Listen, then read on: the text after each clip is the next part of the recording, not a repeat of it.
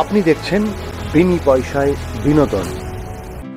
কথার police officer হোটেলে গিয়ে তার রেজিস্টার বুকে দেখে সেখানে নাম লেখা রয়েছে বা সেই ঘরটি বুকিং করা রয়েছে জ্যোতিকা গুহ নামে। তারপরে দেখা যায় গুহ বাড়িতে আরেক মহিলার প্রবেশ। অগ্নিবর বাবা অর্থাৎ কথার শ্বশুরের সাথে এক মহিলা এসে উপস্থিত হয়, যে বলে যে আমি সমীর গুহর ওয়াইফ জ্যোতিকা গুহ।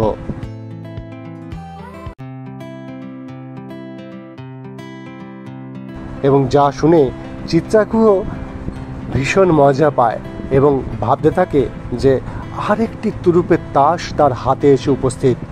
এবার নাস্তানাবুদ করার জন্য তাহলে কি জ্যোতিকা গুহর সাথে হাতে হাত রাখবে চিত্রা গুহ?